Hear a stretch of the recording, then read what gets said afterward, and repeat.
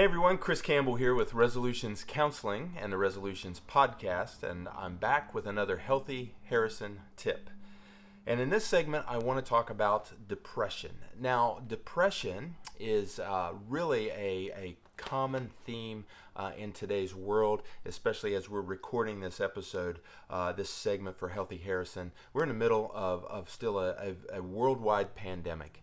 And the challenges of COVID has raised the issue of depression to the surface in the lives of many people. And so what we want to do today is we want to address depression in a very simple way that has a lot of impact for our viewers and for those here in Harrison County who are looking to up the quality of their life. So let me start by trying to define depression. And the way I want to do that is I want to contrast it with the emotion of sadness. So we're going to look at depression as it compares to sadness. And let me start by explaining sadness in this way. I'm sure you're going to be able to relate to this.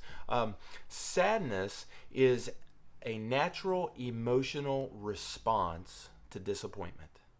Sadness is a natural emotional response that we have when we are disappointed. We're wired to experience an emotional reaction when we are disappointed. And of course, sadness varies with intensity. So if you are disappointed that your favorite show has been canceled and is not being picked up for renewal, you will experience some sadness over that.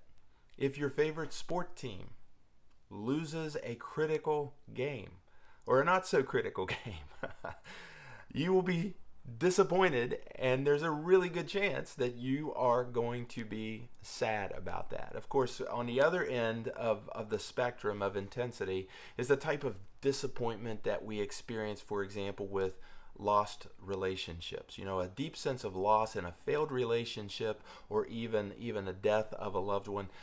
Those are accompanied by just a deep sense of disappointment, and we can expect to experience sadness in very intense ways. But here's the thing: as with any emotion, when we experience sadness, if we will acknowledge it, don't ignore it, and if we will process that emotion within the safety of our personal relationships, safe people, and within the context of our belief system, our faith, what you find is that over time, depending upon the intensity of the sadness and the disappointment, your negative emotions, that sadness, will lift as you begin to come to terms with the disappointment. Now, let me say that. Over time, depending on the intensity, our sadness will lift, it'll dissipate as we come to terms with our disappointment. Now, I want you to remember the emotional experience of sadness, and now let's talk about depression. Depression is different in the sense of the intensity and the intense of the duration. Now, a really simple definition that I like to use when we're talking about depression in a clinical setting with clients is this. Depression is simply the deficiency of hope in our life. Depression is a deficiency of hope, or an absence of hope in our minds. When we examine, the world that we are currently living in and our circumstance, or as we are trying to survey the future, if you have a deficiency of hope, if there's not even a standard baseline of hope that you can draw from, you will experience what is defined as depression, and it's very likely that you will step into what's called a depressive episode. And a depressive episode that's triggered by a deficiency of hope is a prolonged and a persistent feeling of sadness accompanied by a loss of interest. So, whereas people who are sad can usually see sort of the light at the end of the tunnel, there's some hope there, you're disappointed, you'll get over it. Depression is different. It's a prolonged and persistent feeling of sadness that settles in on us in an indefinite way, and it is accompanied by a loss of interest. Now, here's the thing. One of the things that we have to recognize is that over the course of our life, we will have numerous depressive episodes. That is a fact, and that's especially true with adolescents. Most psychologists, as they study life phase development, as the brain is really in high gear, just really expanding and developing over the course of adolescence, most psychologists say that most teenagers will experience 4 to 5 depressive episodes just during the course of adolescence. So the reason I say that is because, again, depression is something real that we must address. Depression is something that will happen to us throughout the course of our life. It is not a simple hour or two and then we're done with it. Most of the time it's a depressive episode that lasts for a while, but depression and a depressive episode does not mean that you have a mental illness. It does not mean that you have a mental disorder or a mood disorder. However, here's the catch. When you are experiencing depression, when you are undergoing a depressive episode, if you do not address it, if you are not intentional about recognizing it and addressing depression, depression has the capacity to linger and attach itself to our psyches like a piece of Velcro. It is hard to get off. It is hard to shake away. So that's why today, with this Healthy Harrison tip, I'm going to give you some signs in order to help you recognize depression and set it apart from sadness. And then number 2, we're going to look at how to address depression when we suspect that we're going through a depressive episode. And then finally, we're going to talk about ways that you can reinstill hope in your life, because again, if depression is a deficiency of hope, then the more hope you are able to reinstill, the more depression gets crowded out of your psyche. Okay, so here we go. Some symptoms, some signs of depression to be aware of. Probably none of this will be new information to you, but it bears review. So the number one sign of depression is really a sense of worthlessness and guilt that accompanies prolonged sadness in our life. So if you're experiencing just worthlessness and self-condemnation and guilt, that's a sign to pay attention to. Another sign of depression is increased fatigue. Increased fatigue. You're tired. You're exhausted mentally, physically. You're experiencing just a low motivation. Another sign is you're experiencing difficulty in concentrating. You can't keep your focus, because of distracting thoughts, because of fatigue, because of the low motivation. Depression will impact your rest. Some people who undergo a depressive episode notice a reduction in their ability to sleep. They experience insomnia. Other people notice, an inability to stop sleeping. They want to get in a dark room in their bed and cover their heads with their sheets and just sleep as much of it away as they possibly can. Another sign of depression is a change in appetite, and that could be a reduction in appetite or an increase in appetite. Whatever we are doing to either punish ourselves or self-soothe or comfort. Another sign of depression is an increase in negative thinking and pessimism that's usually directed at self or hopeless circumstances. If you're not careful, you begin to develop patterns of automatic negative thinking, and to where it squeezes out any sort of positive thinking or hopefulness in your life. Anxiety is another sign of depression. As a matter of fact, I tell people in a counseling setting that if you don't learn to manage anxiety and stress, it will leave the back door open for depression. And finally, there are all kinds of physical symptoms that can onset at at a prolonged depressive episode. We get aches and pains and physical complications that just seem to come out of nowhere. They're not traceable, yet they are real. They're legit. So, if you suspect that the emotional heaviness at any given time that you are experiencing is more than just sadness, could be depression, then you must address it. You must address it with intentionality and with vigor, because depression can quickly take over your life if you're not careful. So let me give you some ways that we encourage people here in the counseling room to address depression when they figure out, when they sense that they're in a depressive episode. The first thing that I advise people is pay attention and begin to track your triggers and your symptoms. All right? What are the things that trigger the intensity of the depression that you're feeling, of the signs that the symptoms that you're undergoing? If you can recognize the symptom, then you can probably trace it back to the trigger. And if you can recognize the trigger, there are a lot of things that can be done to minimize the triggers and thus minimize the depressive feelings that you're having, the onset, the symptoms, and it will give you a bit of breathing space in your psyche to reinstill hope. So recognize triggers and symptoms. The second thing, as I tell people, is stay calm. Don't freak out. It is easy to go down, the rabbit trail that leads into very deep weeds when it comes to playing out worst case scenarios that you've heard about depression. Depressive episodes is a part of living life. And it does not mean that you are going to be pulled into an irreversible mental illness that is going to ruin your life and erode the relationships that you enjoy with others. Not true. But you will need to focus. You'll need to focus on addressing depression and not freak out about that.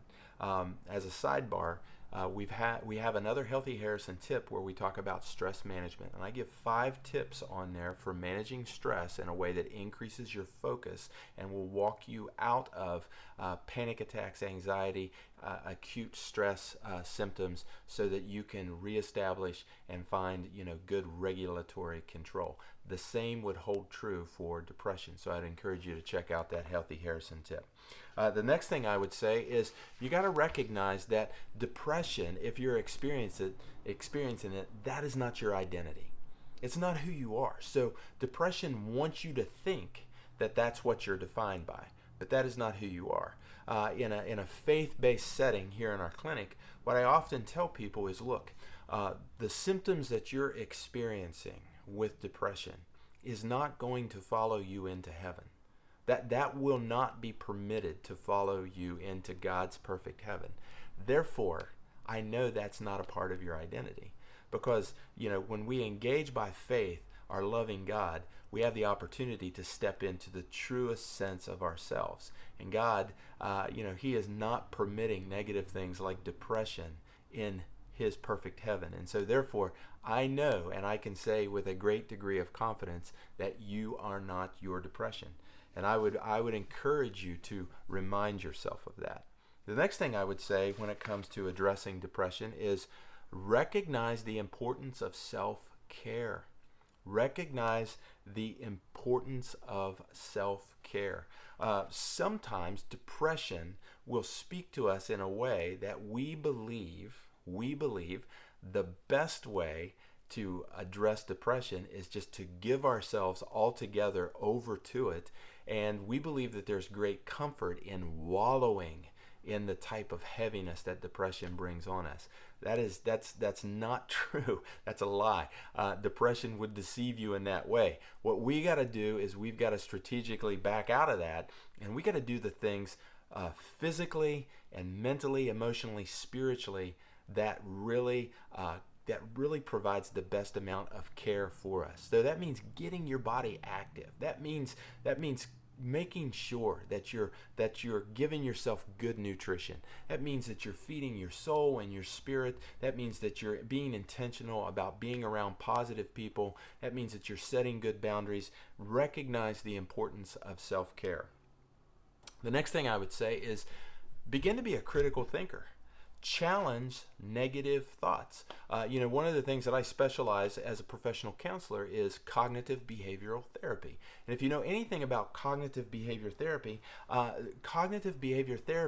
challenges the thinking of a client. Just because you have a thought doesn't mean that it's true. Just because that a thought comes into your mind doesn't mean that you came up with it. It could have been planted there in other ways. And so what we do is we want to challenge any sort of cognitions that are negative and contrary to the basic health and wellness of a person's psyche, their mental state. And you can do that on your own. So I would I would encourage you to begin to pay attention to the type of thoughts that you're entertaining, that you're harboring, that you're letting settle in your mind. And one of my favorite passages in the Bible, really challenges us to take every thought captive. In other words, filter it. Don't just let it come in and stay there like it's a part of you. It's not. So challenge negative thoughts. Challenge negative thoughts. The next thing I would say is be sure to practice mindfulness. Don't worry about the future and being able to predict and get ahead of worst case scenarios. Instead, teach yourself to be very present in the moment. Be present in the moment. When you're having overwhelming thoughts of negativity and heavy, persistent sadness, get outside. Engage one or all of your five senses. Go for a walk. Pull away. Interrupt that thinking in a way that allows you to practice a fuller sense of mindlessness and not being so focused or myopic on that which has disappointed you or that which is robbing you of your hope. Next thing I would say is if you're going to address a depressive episode, get a bedtime routine. Get a bedtime routine. That means you are going to be in your room, screen-free, lights off at a certain time. And you're going to make sure that room is dark enough, cool enough, maybe you've got some white noise on. You're going to set the stage for your body to begin to relax, and you're going to give yourself every opportunity to fall asleep. And if you don't fall asleep quickly, do not start scrolling on your phone or turn on the TV to help you fall asleep. Those are poor coping mechanisms that in the short term may give you a fix, but in the long term, it will really, really lead you into further complications with depression. So come up with a bedtime routine. When will you stop eating at night? How do you start powering down? When does screen time go off?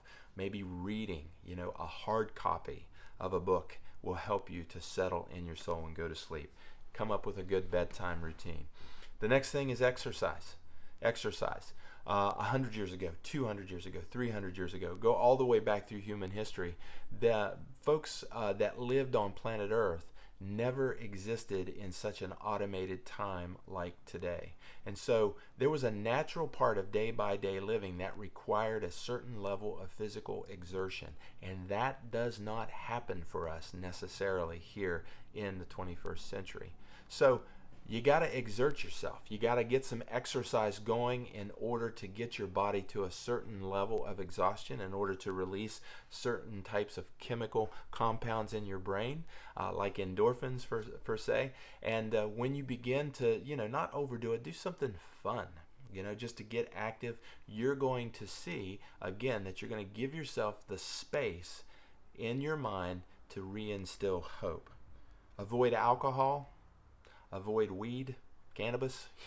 I understand that those are two really, really popular ways of addressing depression. I will warn you with everything that I have backing me and my license, do not use those things or any sort of controlled substance at your own measurement to try to address depression. And the next thing I would say is begin to take inventory of positive things in your life. Begin to take inventory of positive things in your life. Now, this is going to lead us now to some things that I would suggest that you can do to reinstill hope.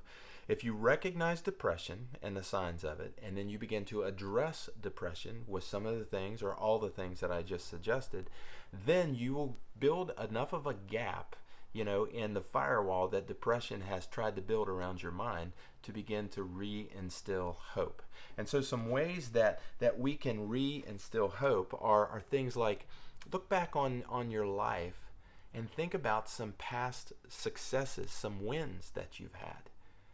And some people would say, you don't know my life. My life has been incredibly hard and difficult. Nothing has come easy for me. And I would say, well, what is the story of resilience then?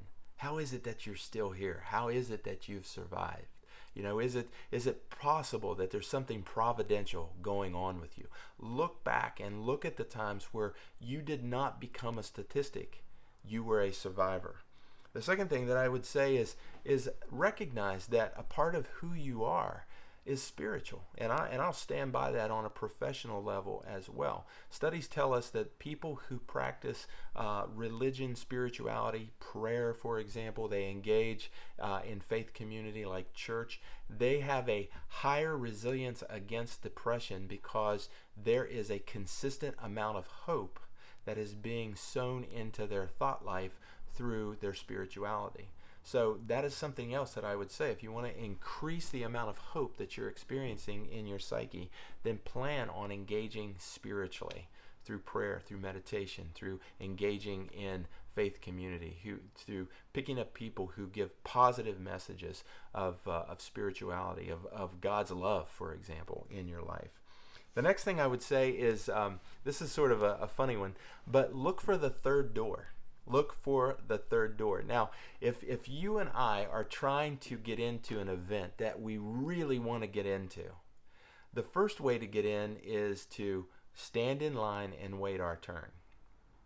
But if that stalls and the line is not moving, the second door would be if we know somebody who can move us to the front of the line, who can take us, past the gatekeeper and get us inside.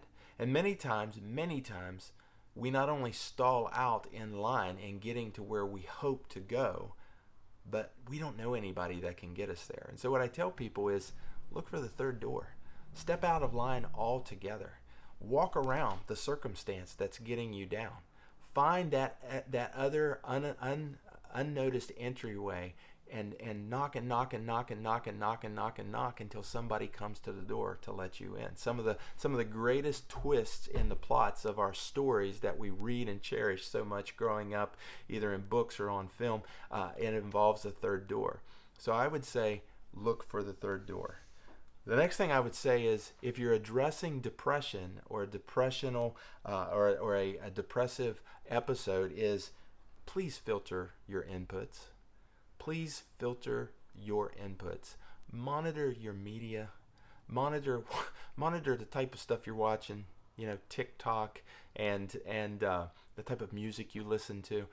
Make a definite change to make sure that you're putting positive input into your mind. I would say, build in the time and the type of media that allows you to crack a smile and laugh a little bit. I know that in times where I personally have experienced a sense of depression or a depressive episode, I'm very careful with the type of music that I listen to. I'm very careful with the type of stories I read, the type of movies I watch. I have my go-to places on Pinterest where I watch videos of different types of dog breeds that I find very amusing and funny. Or I like to watch. I'm a cyclist, so I like to watch sort of funny mishaps on bikes. Just anything to remind yourself how to smile and how to laugh. And then the last thing I would say is, learn how to help others. Learn how to help others. When we instill hope in other people, it makes us grateful. One of the teachings of Jesus, a person that I personally worship and subscribe to his teaching, is Jesus said it's more blessed to give than receive. So if you're in desperate need of hope and receiving, one of the things you can do is to give others hope. Because in giving others hope, that is where you find a space of gratitude, and hope is somehow reinstilled in our own life. So there you go. This is probably a two-parter, but we've gone a little long. Now, if you can recognize what is depression, you can address depression, and then you can follow some of these simple tips to reinstill hope. And at that time, if you're still, experiencing just a heaviness that will not let you go, then you may indeed be experiencing a form of clinical depression or a mood disorder. And so here is some advice that I would give. Number one, if that's you, it's time to seek professional help. There's no stigma in that whatsoever. If you had a heart condition, I would refer the same thing to you. Go and receive professional help. That means a primary care physician is probably your first stop, and they can put you through an assessment that will again confirm if you're experiencing a clinical diagnosis of depression. It's time to see a professional counselor as well, and so I would encourage you to reach out and explore different options with that in a local area or even virtually, depending upon what the COVID restrictions are for you personally. And then I'd also say, hey, clergy, a pastor, a trusted specialist who can speak with empathy to the soul. Those are good people to refer to, because in that collection of specialists, you're going to get the right type of prescribed medication, which is very important. You're going to get the right tools of intervention. You're going to be exposed to the right care groups. That, once again, those things are going to create the space for you to reinstill hope in your life. And if you've got hope, and hope is increasing, there's not much room for depression to get a toehold, a foothold in there. And that is your Healthy Harrison tip on depression.